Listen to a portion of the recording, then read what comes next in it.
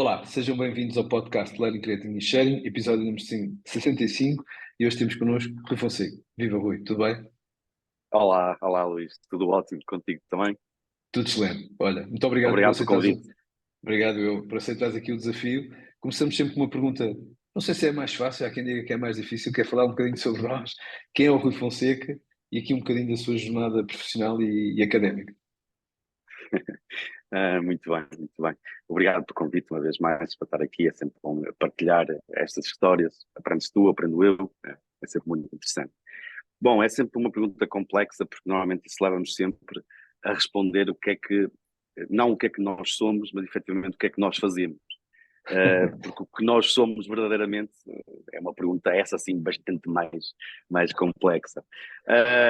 Então, eu sou o Rui Fonseca, eu sou o CEO de várias empresas, tenho sou o CEO da Altronix, com sede cá no Norte, no Porto, Certo? estamos depois também em Lisboa, temos um pequeno escritório em Madrid e um pequeno armazém em Vigo.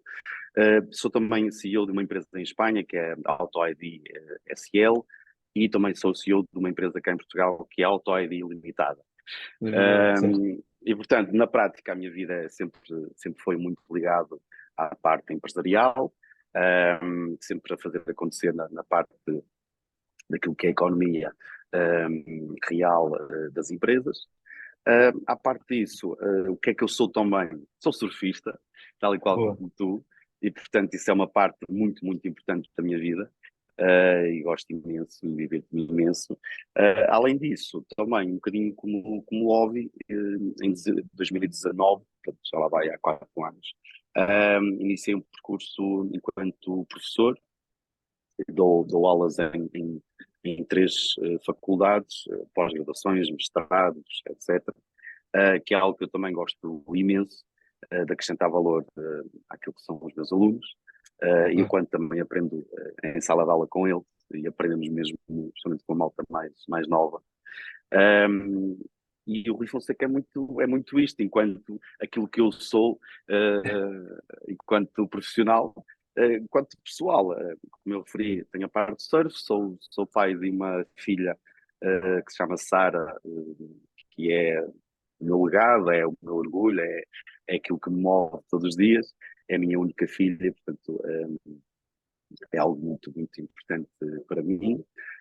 Um, e sou uma pessoa e estou aqui a tentar fazer um trabalho que seja merecedor do reconhecimento, principalmente das minhas pessoas, Claro. que esse trabalho seja reconhecido pelas minhas pessoas, enquanto um bom trabalho, e tento fazer o meu melhor.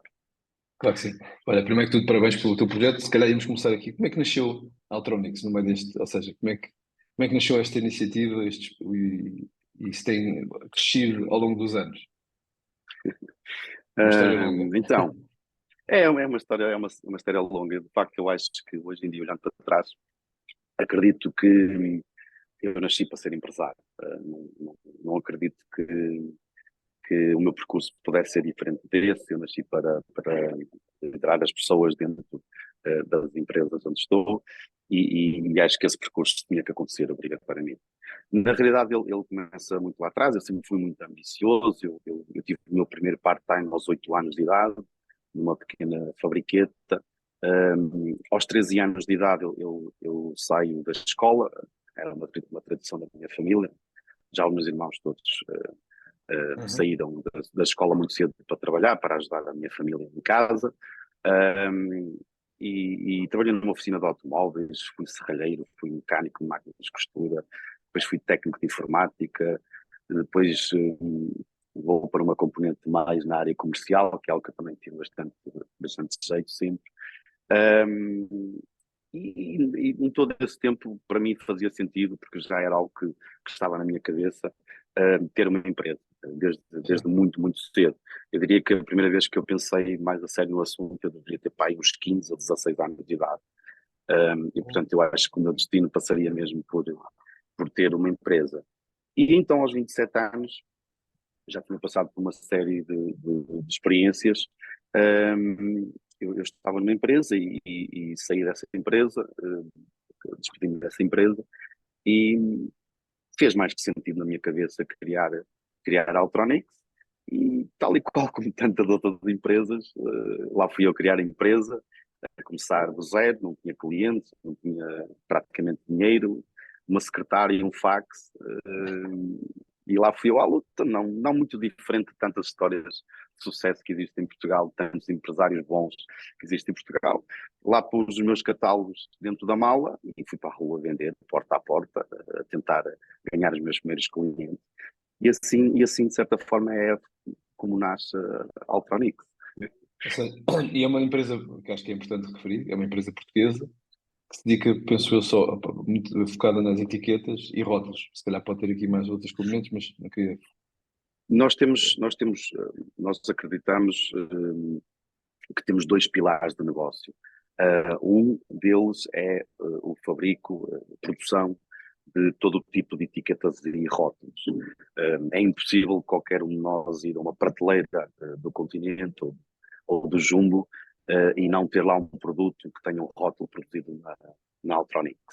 E, portanto, esse é um dos pilares muito fortes do negócio da Altronix. A outra componente, o outro pilar do negócio é o desenvolvimento de software e hardware para tantos clientes nossos na área de linhas de produção, gestão de fábrica em geral, gestão de logística, gestão de armazém, em que de certa forma nós temos software e hardware desenvolvido por nós,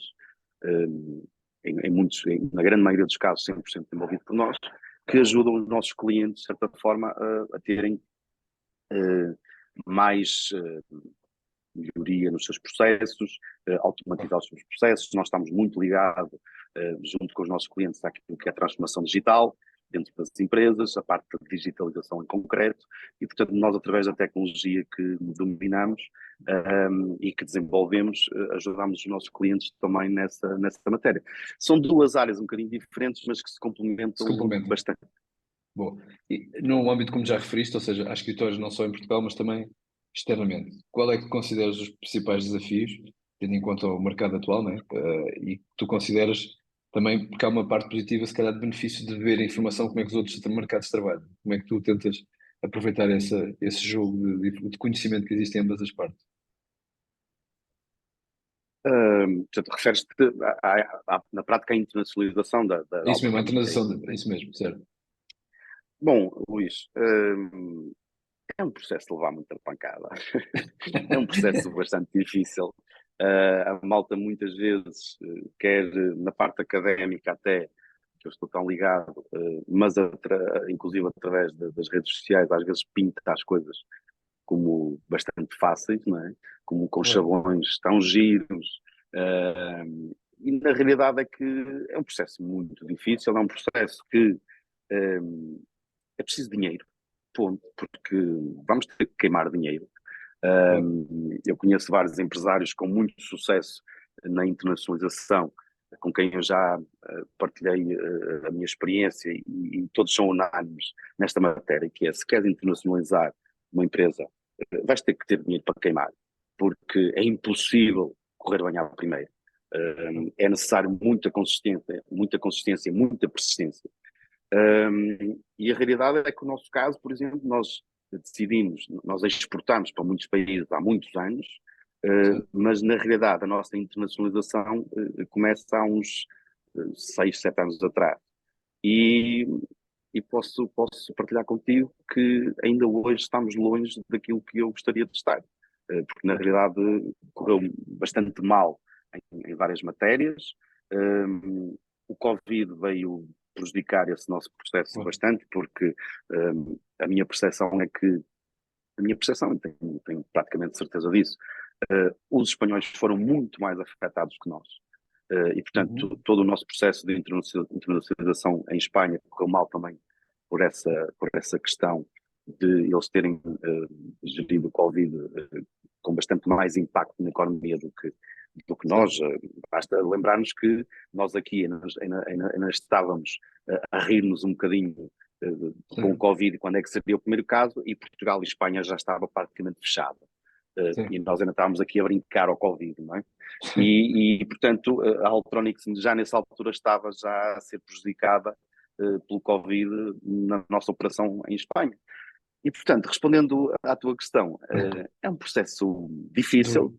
é um processo que requer muita consistência e insistência nesse mesmo processo, mas que é um desafio enorme. Por outro lado, eh, também, na minha ótica, eu percebo que temos que estar. Não há outra Sim, hipótese. Portugal é muito pequenino, é demasiado pequenino, e, portanto, mesmo sabendo que vamos para a luta, que vamos levar pancada, que vai sim. ser difícil, eu diria que os empresários que queiram, de facto, fazer acontecer e que queiram passar as suas empresas para patamares interessantes, têm obrigatoriamente que lá estar e não têm hipótese, porque se estiverem em Portugal vão sempre faturar 2 ou 3 milhões de euros e nunca vão passar daí, porque Sim. Portugal é, de facto, incrível, mas muito pequenino. Sim, é limitado e também, como tu dizes muito bem, às vezes parece que se fala de internacionalização como, pronto, é só fazer aquela ação, né? E às vezes esquecemos de dar vários exemplos em Portugal e até no externo, não conheço, que pode acabar com a própria empresa, né? Porque se esse Sim, processo não sim, correu bem, claro que sim, pode claro destruir que aquilo sim. tudo que foi construído em vários anos, porque depois há uma questão Ah, de sempre gestão de expectativas, né? sem E que vai dúvida dar algo alguma. certo e tudo o resto, né? E há coisas, às vezes, que não prestamos tanta atenção. Uma das premissas de se internacionalizar é, antes de mais, estudar muito bem O mercado. o mercado para onde queremos ir e estudar até do ponto de vista o chamado PESTAL, ou seja, a Aí parte está, sim. económica, a parte fiscal, a parte política até que poderá ter impacto naquilo que é a nossa operação. Isso são premissas obrigatórias para quem vai internacionalizar, mas depois pegamos em coisas tão simples como, por exemplo, a língua. E às vezes Pois. parece que é uma coisa simples, mas se nós não dominarmos a língua, às vezes uma reunião de negócios pode ser um desastre. E nós É. deslocamos à Alemanha, que é o nosso mercado, imaginemos, e vamos falar inglês, por exemplo. Uh, Nós até Sim. podemos falar muito bem inglês, mas nós não sabemos, às vezes, quem pode estar do outro lado. E do outro lado pode estar uma pessoa que só fala 50% de inglês. E Ou ali que no nem fala, meio, há ou um, que nem fala, ou que nem né? fala, mas pronto, vamos assumir que fala 50%. Porque às vezes o não falar até poderá ser melhor, porque aí sabemos o que contamos. Falar Sim, 50% é que pode ser o problema, porque em determinada altura nós percebemos algo e na realidade o que ele quis dizer foi outra coisa. E nós saímos dessa reunião com a presunção de que vai acontecer algo no sentido A, mas na realidade o nosso cliente acha que vai acontecer algo no sentido B. Isso pode ser um pois. desastre, não é?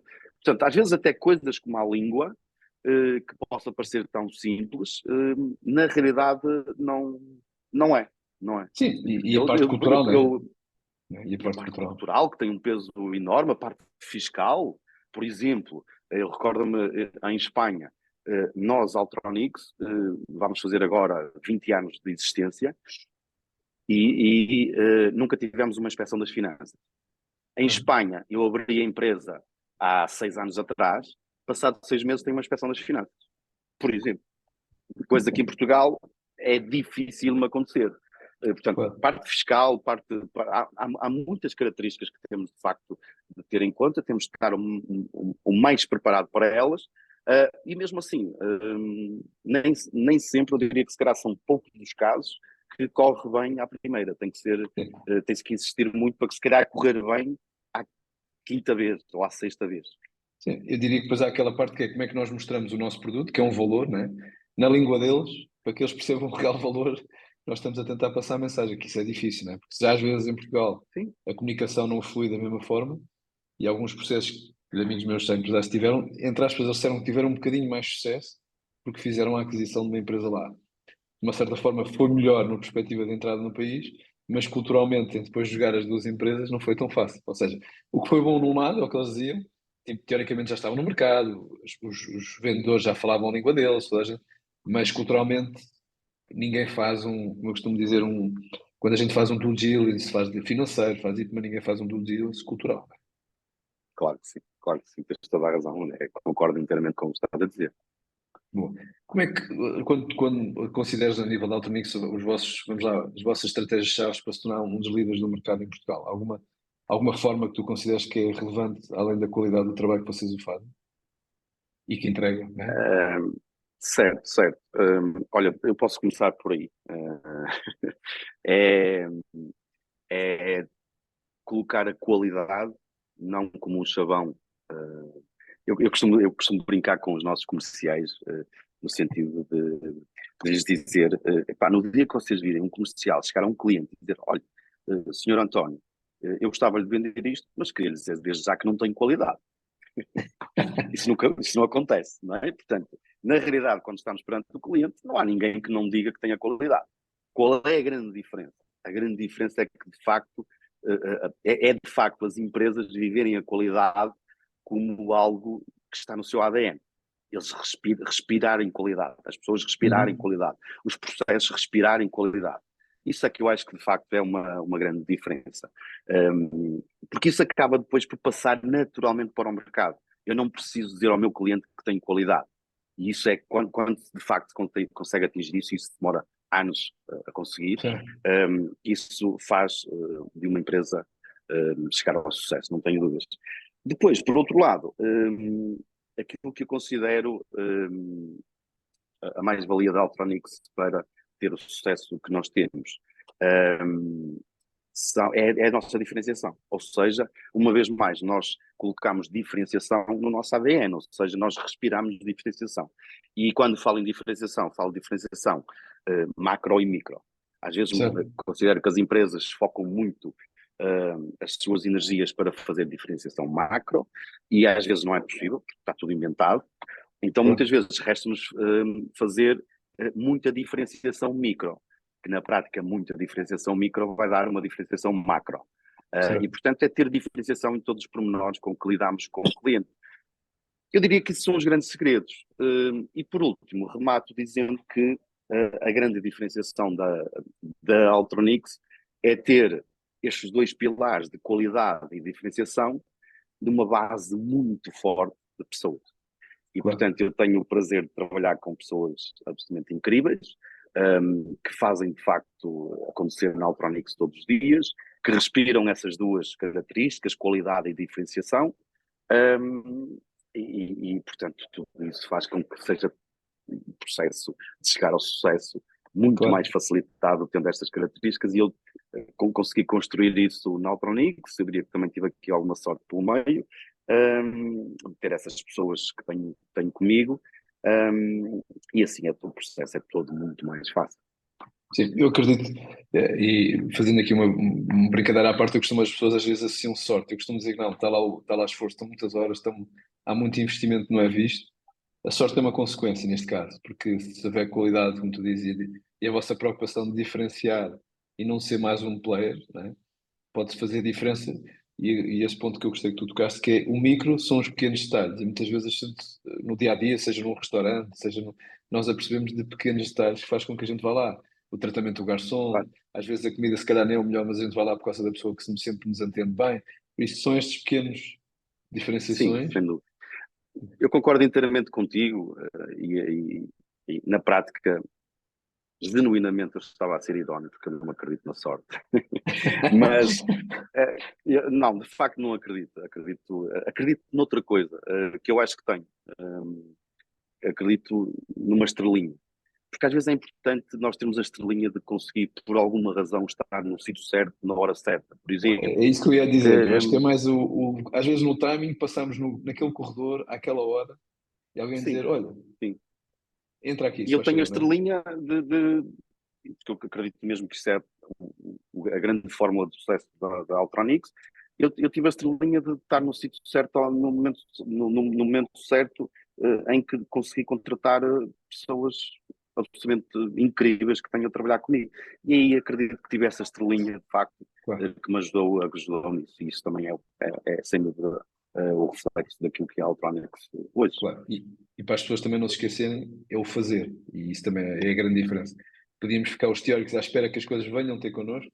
Tu não, tu foste à procura para que as coisas acontecessem. Se calhar às vezes demora mais tempo do que a gente gostaria, mas faz parte do processo.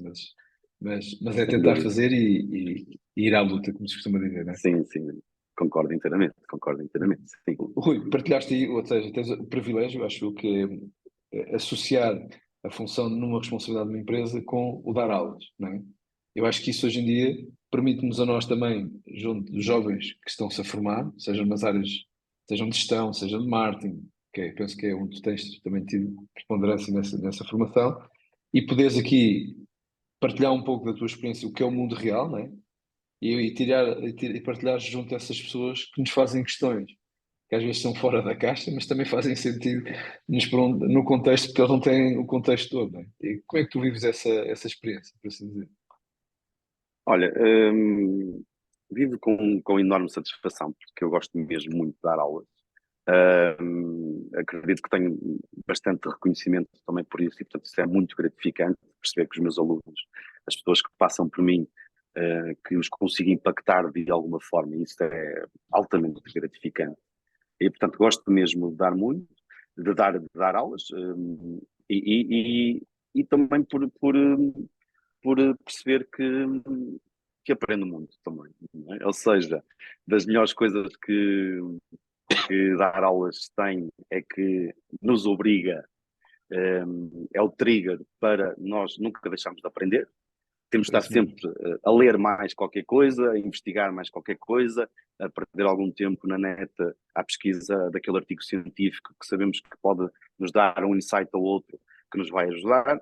E isso logo é gratificante, porque às vezes é um trigger que nem sempre nós temos, porque às vezes damos mais à preguiça, não é?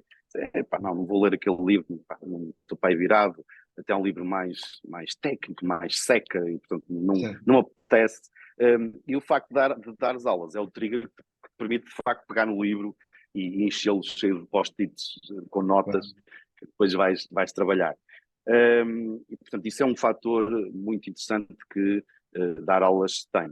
E depois, estar numa sala de aulas é delicioso, porque na prática acaba por ser uma partilha de informação entre pessoas, cada um com as suas experiências, e mesmo um puto Claro, de 20 anos tem muitas experiências já que claro. pode partilhar. E é de facto muito gratificante estar nesse papel por essas razões. Um, e como eu referi, perceber porque eu tenho de facto uma menos-valia e uma mais-valia. A menos-valia é que eu não nasci para ser professor, Sim, portanto não é essa a minha carreira, nem nunca seria garantidamente. A mais-valia é que eu considero que sou muito reconhecido pelos meus alunos, porque eu levo para a sala de aulas muito aquilo que é o terreno, aquilo que é o chão de fábrica, claro. aquilo que acontece verdadeiramente nas empresas. Claro que é a minha responsabilidade enquanto professor suportar muito daquilo que eu digo numa componente científica, claro que sim, mas eu levo também muita experiência de terreno, aquilo que se deve fazer, aquilo que não se deve fazer, que às vezes é tão importante como o que se deve fazer. Um, as experiências daquilo que correu bem e aquilo que correu mal ao longo da minha experiência de 30 e tal anos de trabalho.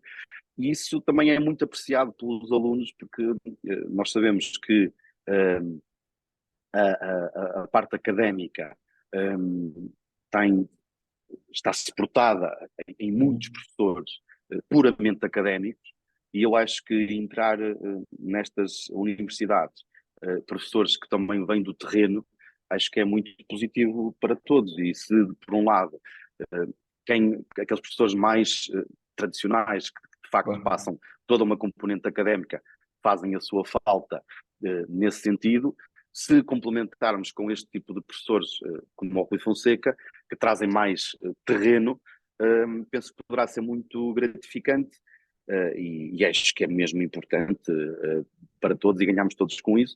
Já dizia Nelson Mandela que a maior arma de uma sociedade é a educação.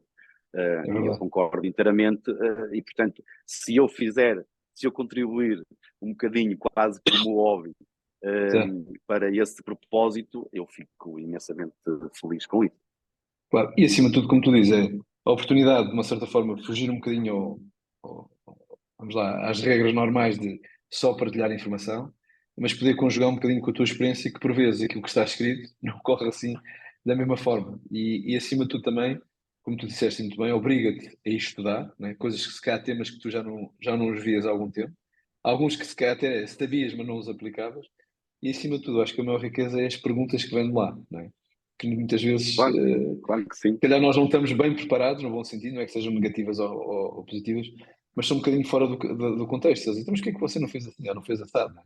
E nós temos que pensar ali um bocadinho, se calhar, e Sem acho que isso dúvida, é. sem dúvida.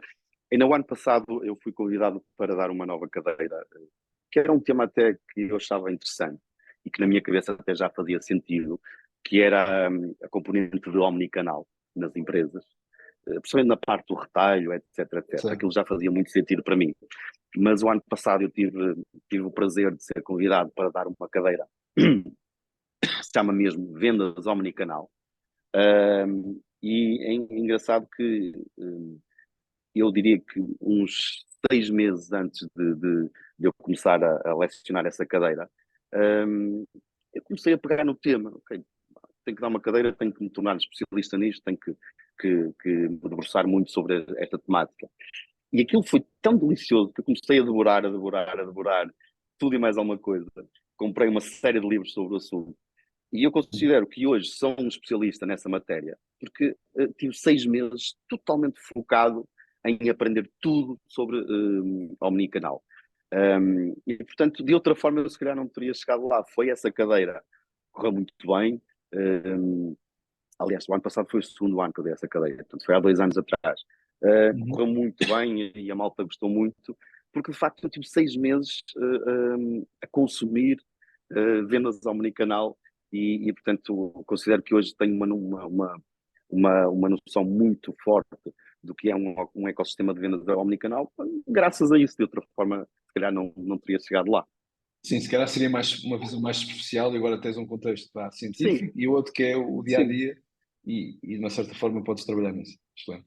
sem dúvida. E acima de tudo, o que é que tu vês nos jovens hoje em dia quando veem ou seja, eu penso que a recepção de parte deles é bastante positiva, ou seja, eu acho que já falaste mais ou menos de uma forma indireta, a nossa educação devia ser ajustada, ou seja, cada vez mais apoiada sobre pessoas que têm experiência empresarial, barra pessoas que seguem esta linha de formação e trabalhar cada vez mais em conjunto. E às vezes eu vejo isto, parece que estão um bocado separados, é uma opinião pessoal. Parece que só nos ligamos às vezes quase por consequência e não por estar no ADN e começarmos a trabalhar mais juntos, não é? É um caminho, Luís. É um caminho. Eu acho que é um caminho que tem de ser feito. Eu acho que já há muitas pessoas ligadas à parte académica já a fazer um bom trabalho nesse sentido, mas não nos podemos esquecer que o mundo académico, em termos genéricos, é um pouco conservador, não é? Sim, Não é muito adepto da mudança demasiado bruta, não é?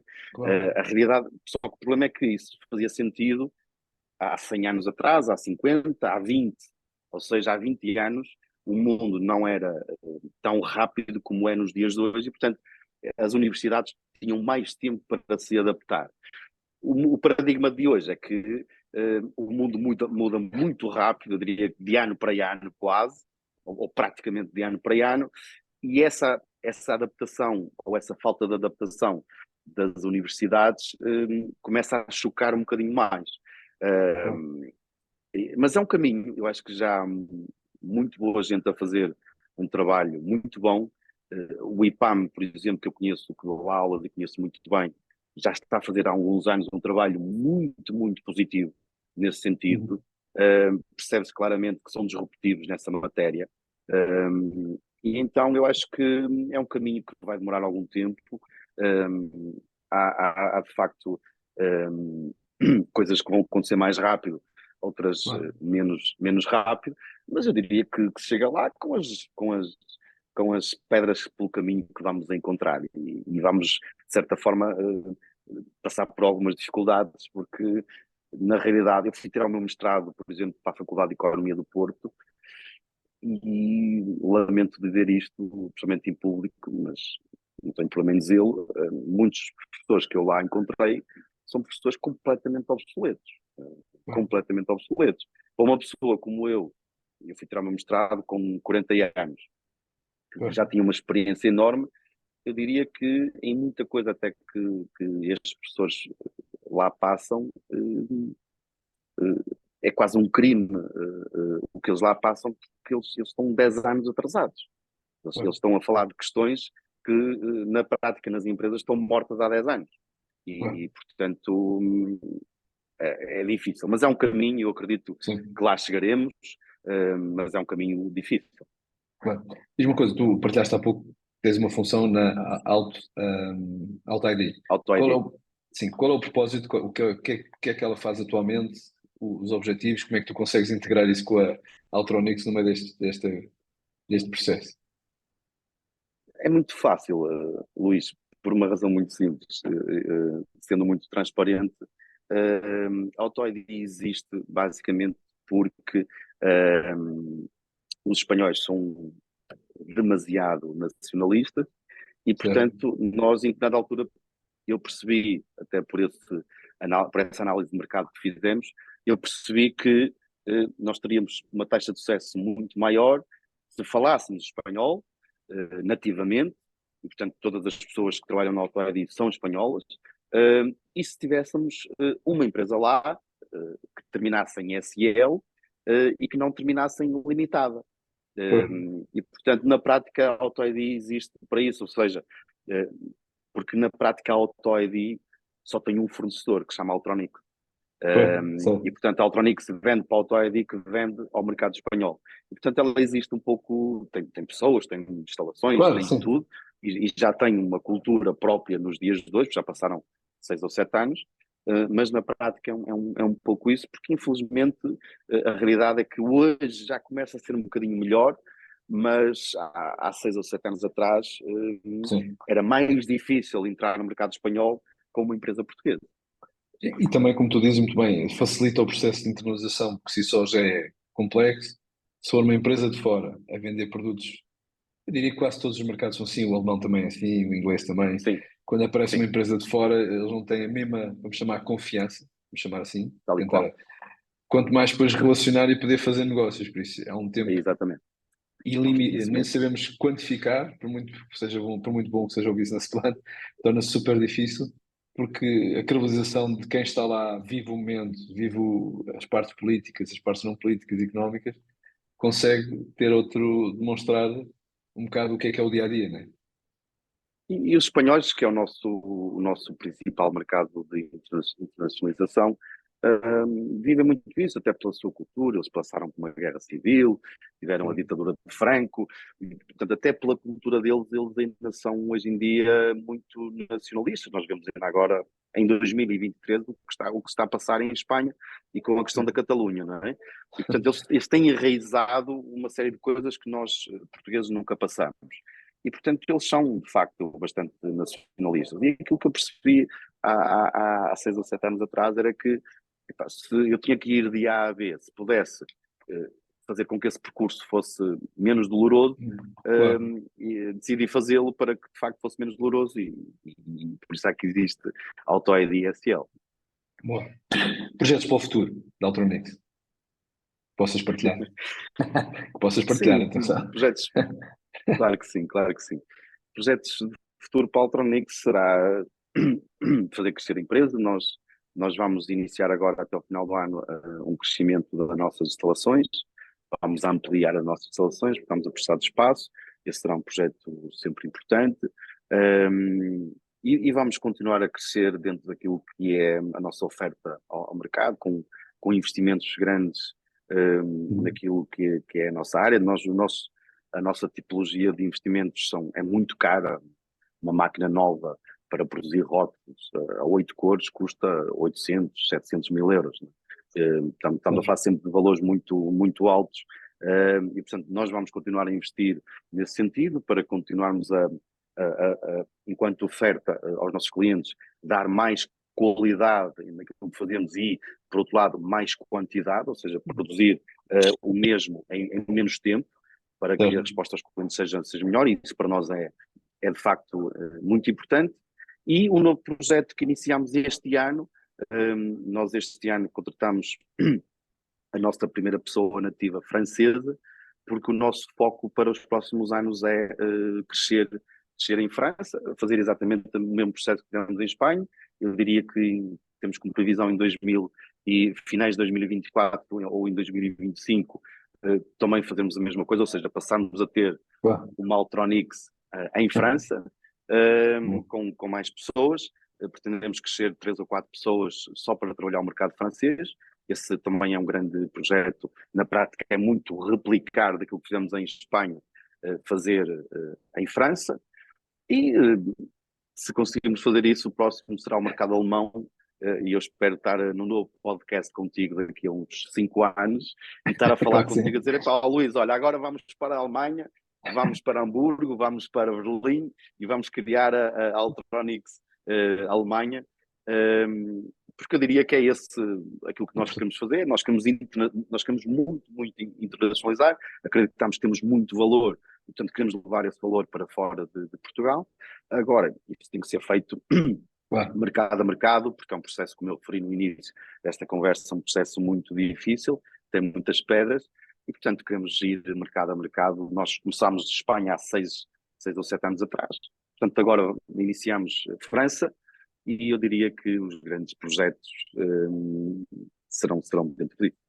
Claro, e acima de tudo, como tu dizes, aproveitar a experiência, o que é que correu neste caso em Espanha, para tirar algumas lições, como acho que já estás a fazer, ou seja, se calhar não tens a previsão de logo em 2024 começar em França, trazer uma pessoa, por isso há aqui um conjunto de micro detalhes que podem fazer diferença, pelo menos quando chegar lá já existe uma maior maturidade e que possam Sem não dúvida, passar tantos desafios, por assim dizer.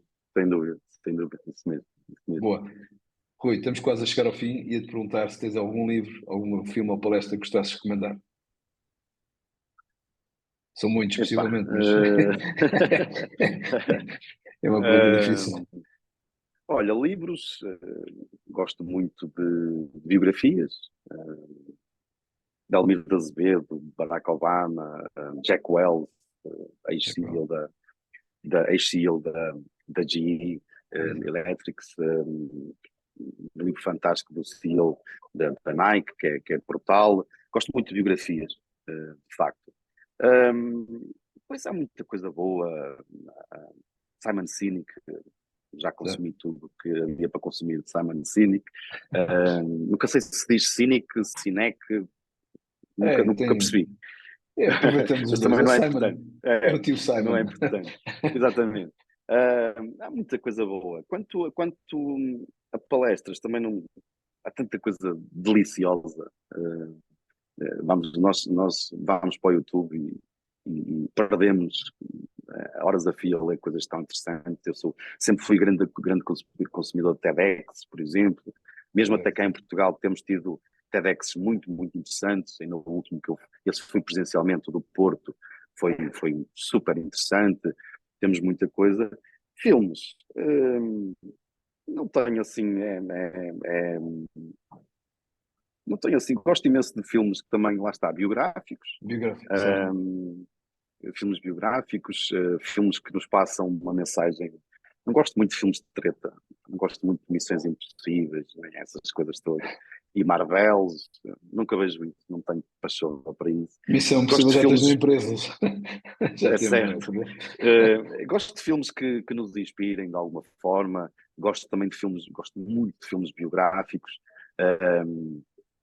mas há de facto tantos bons. Claro. Sim, Uh, tentas se calhar beber essa informação e conhecimento que se calhar essas pessoas passaram para olhar no teu contexto e dizer o que é que poderás ou não se calhar até vir a aplicar. Se calhar.